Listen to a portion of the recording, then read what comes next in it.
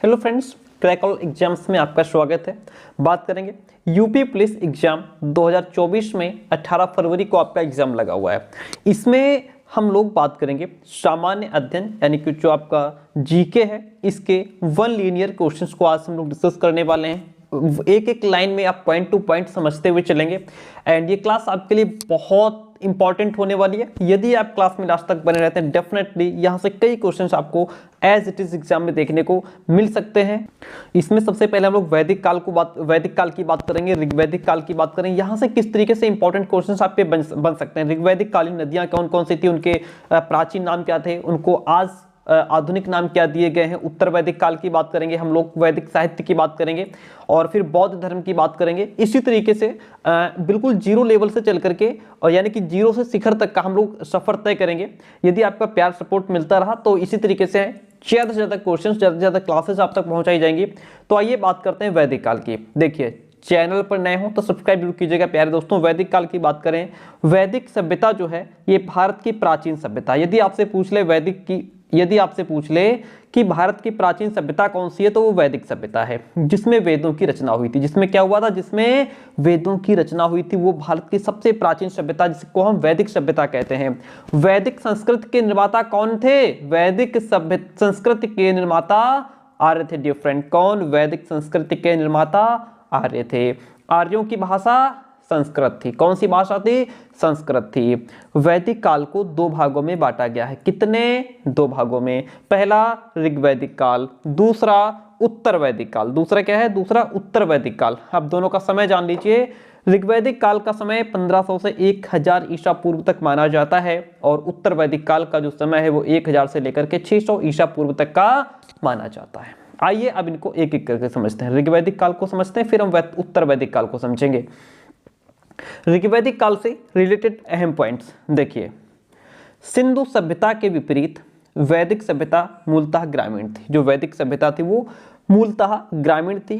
Boghaz कोई, क्या लिखा है वर्ड देखिए, बोगज कोई अभिलेख में ऋग्वैदिक काल के देवताओं यानी कि इंद्र, वरुण, मित्र तथा नासत्य का उल्लेख मिलता है। किस में मिलता है? बोगज कोई अभिलेख में ये मिलता है कि ऋग्वैदिक काल के कौन कौन से देवता थे। ऋग्वेद की अनेक बातें ईरानी भाषा के प्राचीनतम ग्रंथ अवेस्ता से मिलती हैं। ईरानी भाषा, जो हमारा ऋग्वेद है, इसकी अनेक बातें, बहुत सारी बातें ईरानी भाषा का जो प्राचीनतम ग्रंथ अवेस्ता है वहां से मिलती हैं। ऋग्वेद में जन का उल्लेख 275 बार और विष शब्द का उल्लेख 170 बार हुआ है।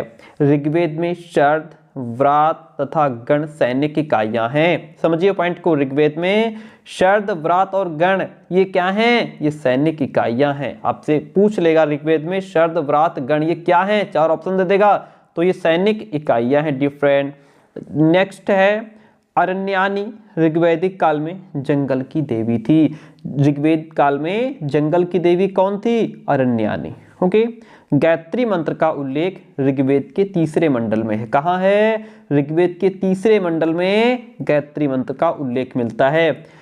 गायत्री मंत्र की रचना किसने की थी? विश्वामित्र ने की थी। ऋग्वेद में दासों के विषय में भी उल्लेख मिलता है। तो कितने अहम पॉइंट्स हैं, आगे समझते हैं। ऋग्वैदिक कालीन की कुछ नदियां हैं जिनके पुराने नाम थे, जैसे परुष्णी, ये पुराना नाम है, ये ऋग्वैदिक काल की नदी है। पुराना नाम परुष्णी था, आज इसको हम रावी नदी के नाम से जानते हैं।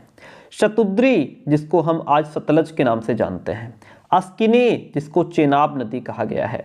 वितस्ता, जिसको आज आधुनिक नाम झेलम दिया गया है। प्राचीन नाम विपाशा और नया नाम व्यास है।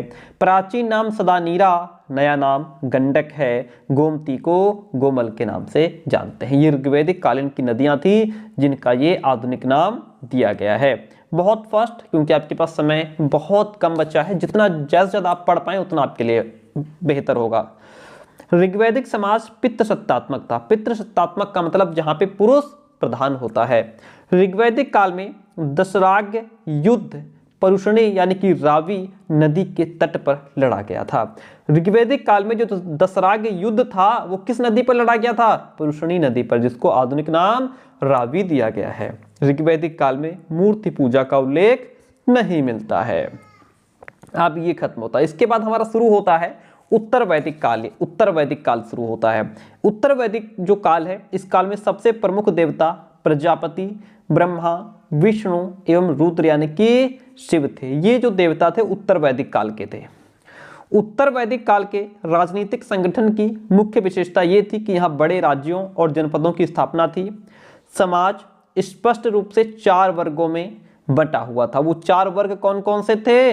ब्राह्मण, क्षत्रिय, वैश्य और शूद्र। ये 4 वर्ग थे जिनमें जो समाज था वो बटा हुआ था। वर्ण व्यवस्था जो थी वह कर्म के बदले जाति पर आधारित थी। जिसकी जैसी जाति उसको वह उसी वर्ण में आ जाता था। यहाँ पे अब कर्म के बदले नहीं, काम के हिसाब से नहीं बांटा जाता था, यहाँ पे अब जाति के अकॉर्डिंग बांट दिया गया। इस काल में राजा का महत्व और बढ़ गया। उसका जो पद था वह वंशानुगत हो गया। राजस्व के दैवी उत्पत्ति के सिद्धांत का सर्वप्रथम उल्लेख ऐतरेय ब्राह्मण में किया गया है। ध्यान दीजिए, राजस्व के दैवी उत्पत्ति के सिद्धांत का उल्लेख, सबसे पहले जो उल्लेख है वो कहाँ किया गया? ऐतरेय ब्राह्मण में। ओके, आगे बढ़ते हैं। जाबालोपनिषद, क्या लिखा है? जाबालोपनिषद में सर्वप्रथम 4 आश्रमों ब्रह्मचर्य, गृहस्थ, वानप्रस्थ एवं संन्यास का विवरण मिलता है। तो ये जो ब्रह्मचर्य, गृहस्थ, वानप्रस्थ और संन्यास, ये जो 4 आश्रम हैं, इनका वर्णन सबसे पहले कहाँ मिला? जाबालोपनिषद में। कहाँ मिला? जाबालोपनिषद में। लोहे के प्रयोग का सर्वप्रथम साक्ष्य 1000 ईसा पूर्व में उत्तर प्रदेश के अतरंजी खेड़ा में मिला है। ध्यान दीजिए, पॉइंट टू बी नोटेड। लोहे के प्रयोग का सबसे पहला जो साक्ष्य है वो 1000 ईसा पूर्व। कब? 1000 ईसा पूर्व में। कहाँ? उत्तर प्रदेश। उत्तर प्रदेश के अतरंजी खेड़ा में मिला है। उत्तर वैदिक काल में परिवार जो था वह पितृ सत्तात्मक होते थे। संयुक्त परिवार की यहाँ पे प्रथा विद्यमान थी। परिवार जो है वो एक छत के नीचे रहते थे, संयुक्त परिवार था।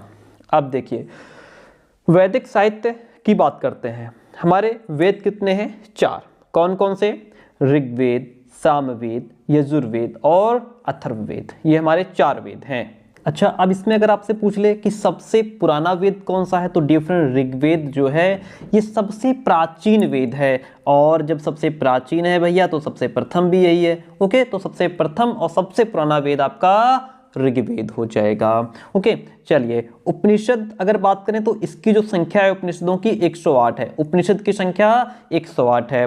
भारत का राष्ट्रीय आदर्श वाक्य जो सत्यमेव जयते है वो कहाँ से लिया गया है? मुंडकोपनिषद से लिया गया है। कहाँ से?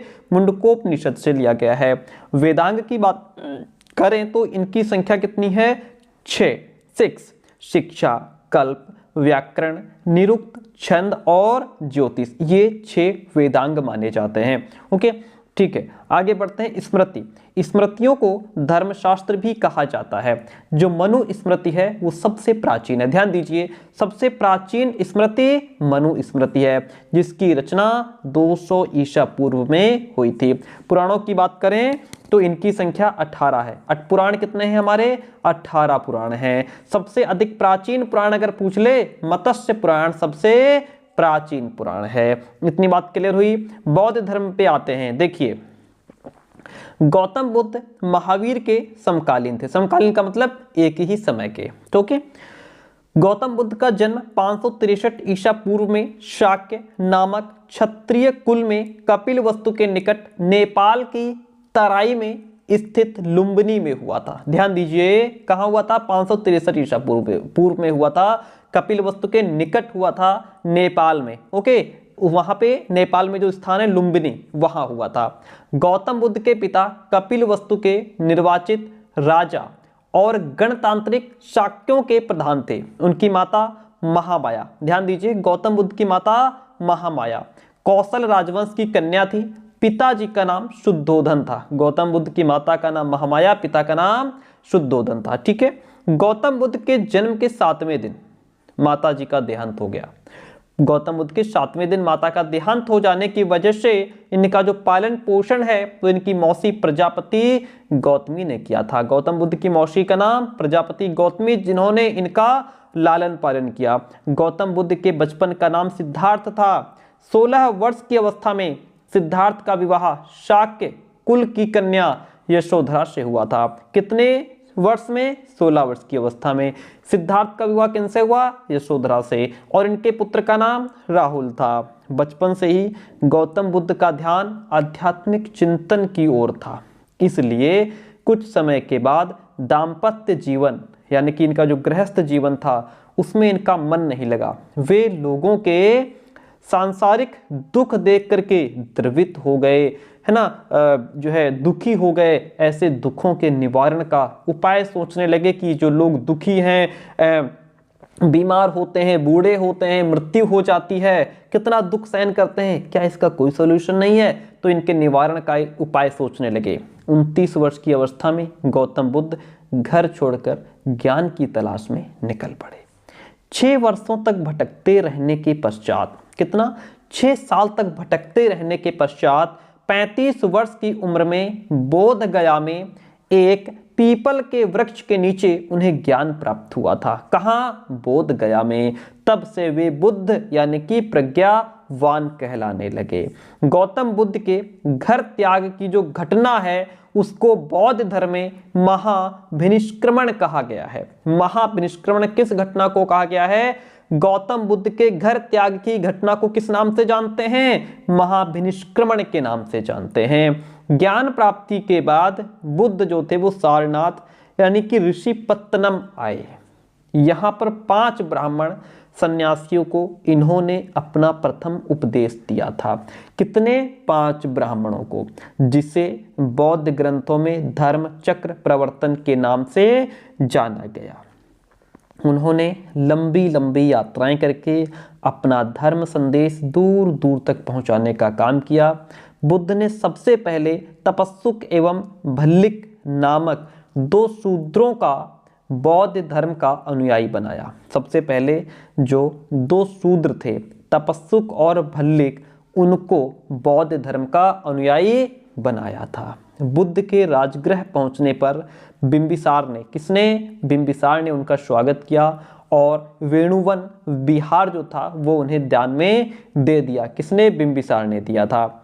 गौतम बुद्ध की मृत्यु 80 वर्ष की अवस्था में 483 ईसा पूर्व में कुशीनारा देवरिया उत्तर प्रदेश में हुई थी, जिसे बौद्ध धर्म में महापरिनिर्वाण कहा गया है। गौतम बुद्ध की जो मृत्यु है उसको क्या नाम दिया गया? महापरिनिर्वाण। और घर त्याग की घटना को महाभिनिष्क्रमण कहा गया। ऐसे शब्दों को आप जरूर ध्यान रखिएगा। इनकी जो मृत्यु की घटना है उसको महापरिनिर्वाण कहा गया, और जो घर छोड़ने की घटना है, घर त्याग की घटना है, उसको महाभिनिष्क्रमण कहा गया।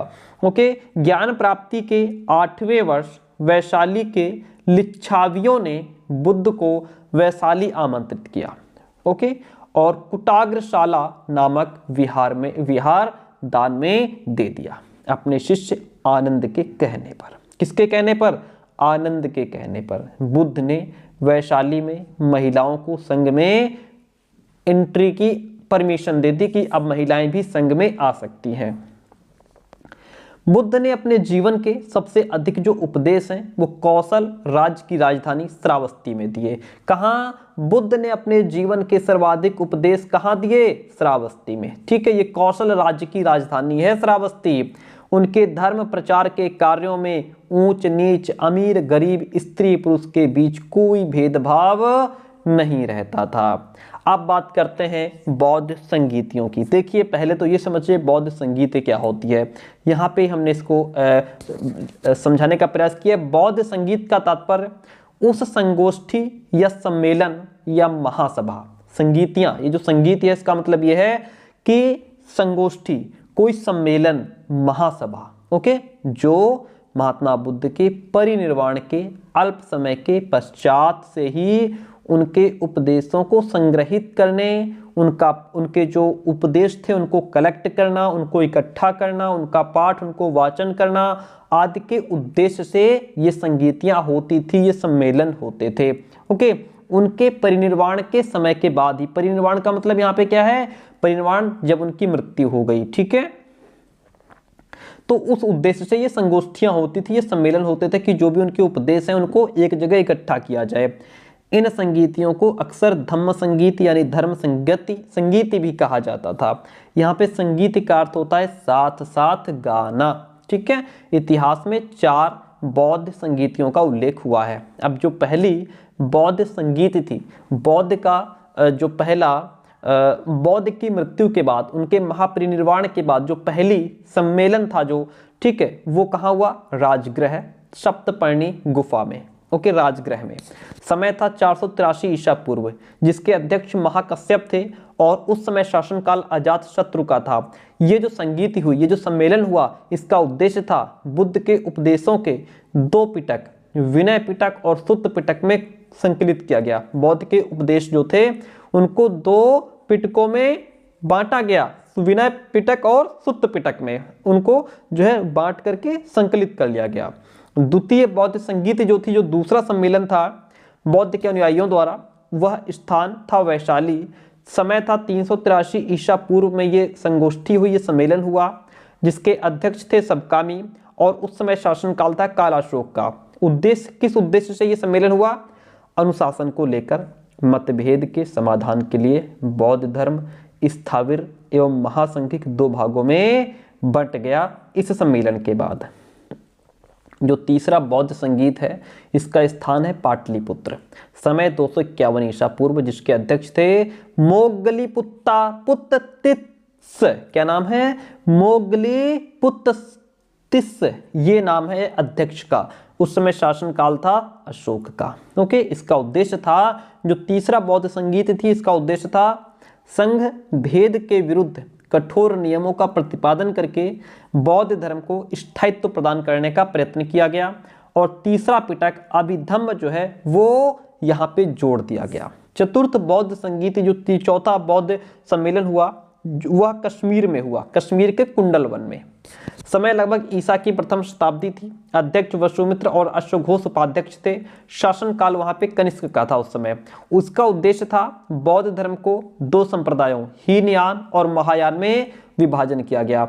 बौद्ध धर्म को 2 संप्रदायों, हीनयान और महायान में किस संगीत में विभाजित किया गया? तो वह संगीत चतुर्थ बौद्ध संगीत थी, जो कश्मीर में हुई थी। ओके, अब जो कुछ बौद्ध ग्रंथ हैं, उनके कौन रचनाकार हैं, ये जरूर याद कर लीजिएगा। जो मिलिंद पन्नो बौद्ध ग्रंथ है, इसके रचनाकार नागसेन हैं।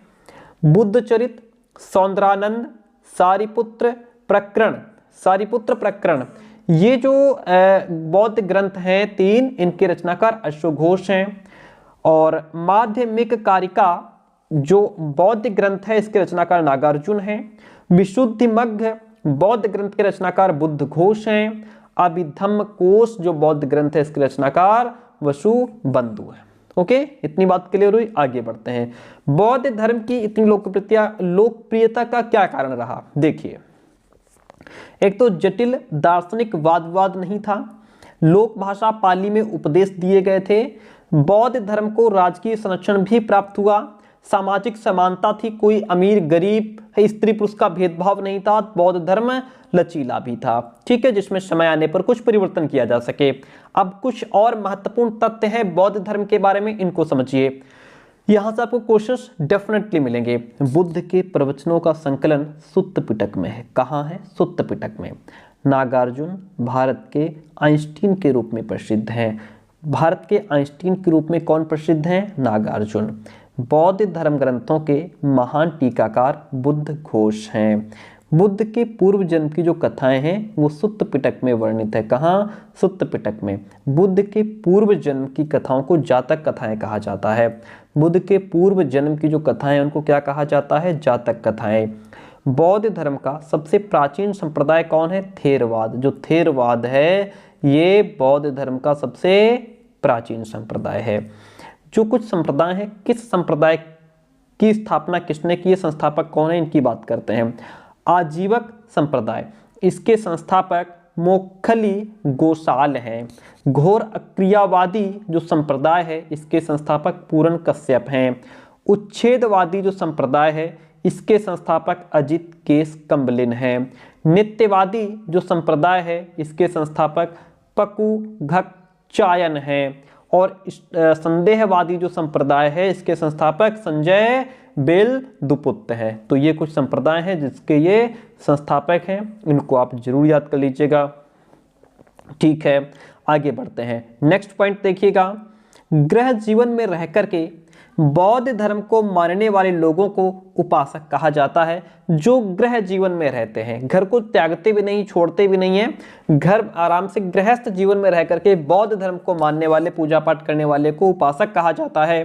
बौद्धियों का सबसे पवित्र और महत्वपूर्ण जो त्यौहार है वो वैशाख पूर्णिमा है। क्या है? बौद्ध धर्म का सबसे महत्वपूर्ण त्यौहार वैशाख पूर्णिमा है, जो बुद्ध पूर्णिमा के नाम से भी जाना जाता है।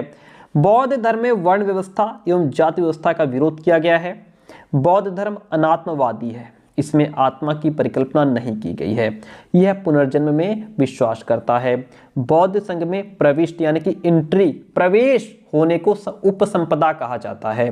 बौद्ध संघ में प्रवेश लेने को उपसंपदा कहा जाता है। बौद्ध संघ का जो संगठन है वो गणतंत्र प्रणाली पर आधारित था। बुद्ध के पंचशील सिद्धांत का वर्णन छांदोग्य उपनिषद में मिलता है। डिफरेंट कहाँ मिलता है? बुद्ध के पंचशील सिद्धांत का वर्णन छांदोग्य उपनिषद में मिलता है। ध्यान दीजिएगा, रखिएगा।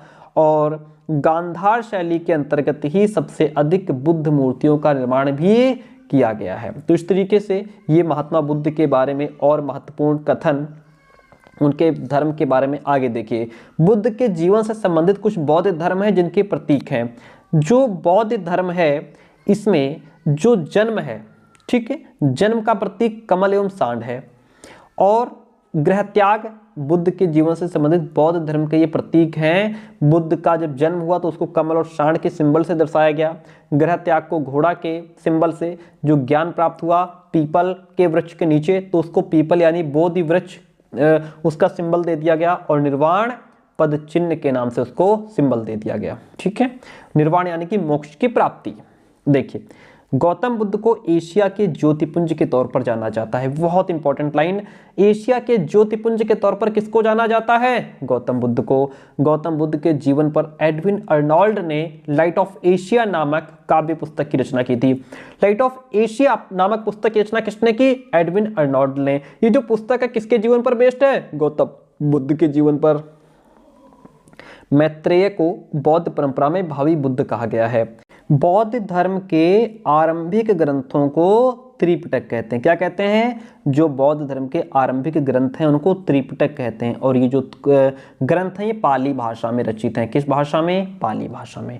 तो ये हमने समझा बौद्ध धर्म के बारे में। इसके बाद अब हम बात करेंगे जैन धर्म के बारे में।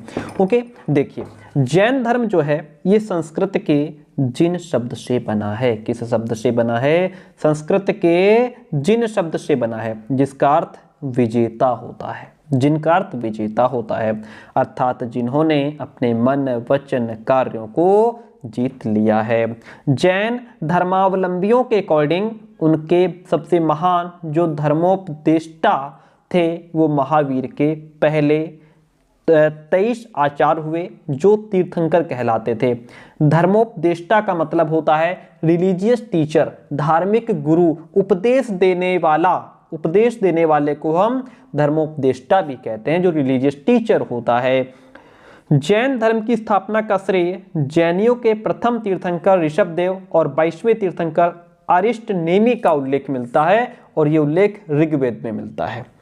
जैन धर्म के 23वें तीर्थंकर पार्श्वनाथ थे। ध्यान दीजिए, जैन धर्म के 23वें तीर्थंकर पार्श्वनाथ थे, जो काशी के इक्ष्वाकु वंशीय राजा अश्वसेन के पुत्र थे। इनका काल महावीर से 250 वर्ष पूर्व माना जाता है। इनके अनुयायियों को निर्ग्रंथ कहा जाता था। किनके अनुयायियों को? पार्श्वनाथ के अनुयायियों को निर्ग्रंथ कहा जाता था। और ये राज्य सुख को छोड़ करके सन्यासी हो गए थे। पार्श्वनाथ ने 4 महाव्रत बताए हैं: सत्य, अहिंसा, अपरिग्रह और अस्तेय। अस्तेय का मतलब चोरी न करना। पार्श्वनाथ को झारखंड के गिरिडीह जिले में सम्मेद पर्वत पर मोक्ष की प्राप्ति हुई थी। पार्श्वनाथ को कहाँ मोक्ष की प्राप्ति हुई थी? तो झारखंड के गिरिडीह जिले में सम्मेद पर्वत पर इनको मोक्ष की प्राप्ति हुई थी। जैन धर्म के जो वास्तविक संस्थापक हैं वो 24वें और अंतिम तीर्थंकर महावीर स्वामी माने जाते हैं। एक मान्यता के अनुसार वर्धमान महावीर का जन्म 540 ईसा पूर्व में वैशाली के पास किसी गांव में हुआ था। वैशाली की पहचान उत्तर बिहार में इसी नाम के नव स्थापित जिले में स्थित बसाड़ से की गई है। उनके पिता सिद्धार्थ जो थे वो क्षत्रिय कुल के प्रधान थे। उनकी माता का नाम त्रिशला था। क्या नाम था? त्रिशला नाम था। ओके। और जो बिंबिसार के ससुर यानी कि लिच्छवी नरेश चेतक की बहन थी। आगे बढ़ेंगे। इस प्रकार महावीर के परिवार का जो संबंध है वो मगध के राज परिवार से था। इस संबंध के कारण अपने धर्म प्रसार के क्रम में उन्हें राजाओं और राज सचिवों के साथ संपर्क करना बहुत आसान हो गया, क्योंकि उनके संबंध भी राजा से थे।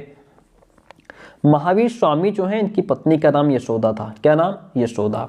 यशोदा से जन्म लेने वाली पुत्री प्रियदर्शना का विवाह जामाली नामक क्षत्रिय से हुआ। यानी कि महावीर स्वामी के दामाद कौन हो गए? जामाली। महावीर स्वामी की बेटी का नाम प्रियदर्शना। महावीर स्वामी की पत्नी का नाम यशोदा। ओके। अब ये जो महावीर स्वामी के दामाद हैं जामाली, यही जामाली जो थे वो महावीर स्वामी के प्रथम शिष्य भी थे। ठीक है, आगे बढ़ते हैं। महावीर स्वामी सत्य की खोज के लिए 30 वर्ष की अवस्था में सांसारिक जीवन का परित्याग करके सन्यासी हो गए थे और 12 वर्ष तक लगातार कठोर तपस्या एवं साधना के बाद 42 वर्ष की अवस्था में महावीर को जुम्बिक ग्राम के समीप ऋजुपालिका नदी के किनारे साल वृक्ष के नीचे कैवल्य प्राप्त हो गया था। कहाँ? जुम्बिक ग्राम के पास ऋजुपालिका नदी के किनारे साल वृक्ष था। कैवल्य प्राप्त हो जाने के बाद महावीर स्वामी जिन कहलाए। क्या कहलाए? जिन। और उनके अनुयायी जैन कहलाए, जो उनके फॉलोअर्स, उनको मानने वाले, उनके धर्म को मानने वाले। महावीर स्वामी की मृत्यु पावापुरी में 72 वर्ष की अवस्था में 468 ईसा पूर्व में हुई थी। महावीर स्वामी ने अपने जीवन काल में ही एक संघ की स्थापना की जिसमें 11 अनुयायी शामिल थे और ये गणधर कहलाए। क्या कहलाए? गणधर। जैन धर्म पुनर्जन्म और कर्मवाद में विश्वास करता है। जैन धर्म के अनुसार कर्म फल ही जन्म और मृत्यु का कारण बनता है। आपके जैसे कर्म होंगे उसी हिसाब से आपको जन्म मिलेगा, उसी हिसाब से आपकी मृत्यु होगी। जैन धर्म में युद्ध और कृषि दोनों वर्जित हैं, क्योंकि दोनों में जीवों की हिंसा होती है। शुरुआत में जैन धर्म में मूर्ति पूजा का प्रचलन नहीं था, लेकिन बाद में महावीर सहित सभी पूर्व जो तीर्थंकर थे उनकी मूर्ति पूजा, तीर्थंकरों की मूर्ति पूजा आरंभ हो चुकी थी। जैन धर्म की अगर शिक्षाओं की बात करें तो उसमें सबसे पहले आते हैं पंच महाव्रत। जैसे इसमें जो 5 महाव्रत हैं, अहिंसा यानी कि इसमें जीव की हत्या न करना, और सत्य, सदा सत्य बोलो, अपरिग्रह, संपत्ति इकट्ठा करना, अस्तेय, चोरी न करना, ब्रह्मचर्य, इंद्रियों को वश में करना। तो इस प्रकार से उपयुक्त 5 महाव्रतों में 4 जो है वो पार्श्वनाथ ने दिए थे, जबकि जो 5वां महाव्रत है वो ब्रह्मचर्य महावीर ने जोड़ा था। किन्होंने जोड़ा था? ये जो 5वां है ब्रह्मचर्य, इसको किसने जोड़ा? महावीर ने जोड़ा था। ओके, आगे बढ़ते हैं। अब इसमें कुछ और महत्वपूर्ण तथ्य हैं, समझिए। बौद्ध धर्म की तरह जैन धर्म में भी वर्ण व्यवस्था को स्वीकार नहीं किया गया, यानी कि वर्ण के आधार पर बांटना। जैन धर्म पुनर्जन्म और कर्मवाद में विश्वास करता है। महावीर स्वामी के अनुसार पूर्व जन्म में अर्जित पुण्य और पाप के अनुसार ही किसी का जन्म उच्च और निम्न कुल में होता है। जिसके जैसे कर्म उसको उसी हिसाब से उसी घर में जन्म मिलता है। भद्रबाहु एवं उनके अनुयायियों को दिगंबर कहा जाता है। भद्रबाहु और उनके अनुयायियों को क्या कहा जाता है? दिगंबर कहा जाता है।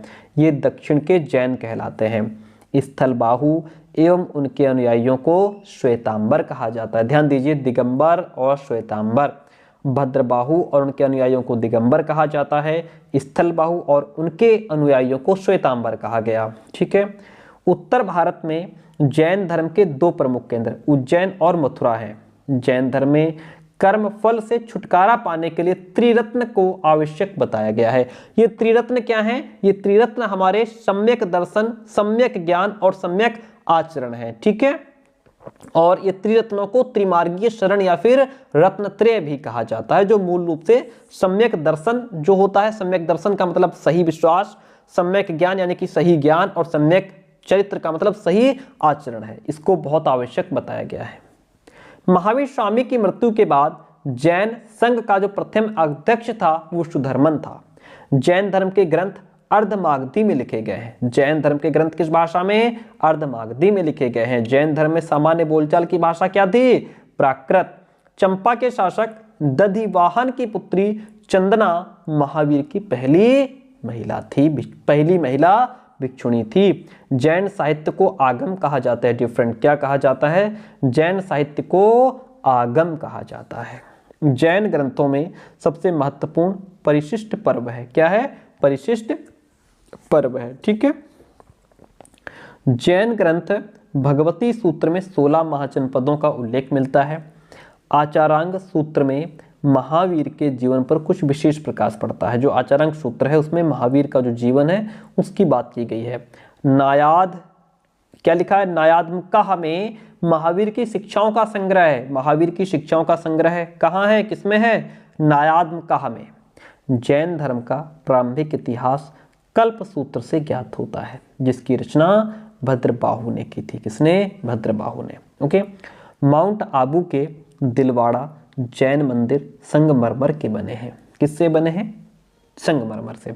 इसका निर्माण गुजरात के चालुक्य शासक भीमदेव प्रथम के सामंत विमल शाह ने करवाया था। अब कुछ जैन ग्रंथ हैं और उनके रचनाकार हैं। जैसे कल्पसूत्र जो जैन ग्रंथ है इसके रचनाकार भद्रबाहु हैं। ओके। परिशिष्ट जो पर्वन जैन ग्रंथ है इसके रचनाकार हेमचंद्र हैं। और श्यादवाद मंजरी जो जैन ग्रंथ है इसके रचनाकार मल्लिसेन हैं। द्रव्य संग्रह जो जैन ग्रंथ है इसके रचनाकार नेमिचंद्र हैं। और प्रवचनसार जो जैन ग्रंथ है इसके रचनाकार कुंद हैं।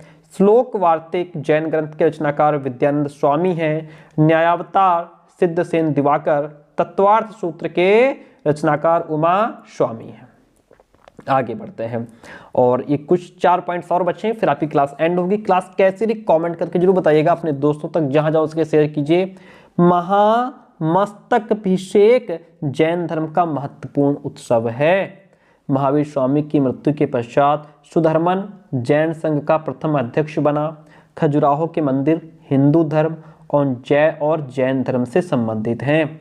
जैन साहित्य में अशोक के पौत्र संप्रति को जैन मत का संरक्षक बताया गया है। वह उज्जैन का शासक था, जिसके कारण उज्जैन जैन धर्म का प्रमुख केंद्र बन गया था। तो इस प्रकार से हमारे ये जो वन लीनियर क्लास है वो कंप्लीट होती है। एंड क्लास कैसी रही आप कमेंट करके जरूर बताइएगा। Thank you so much. मिलते हैं बहुत जल्दी नेक्स्ट क्लास में।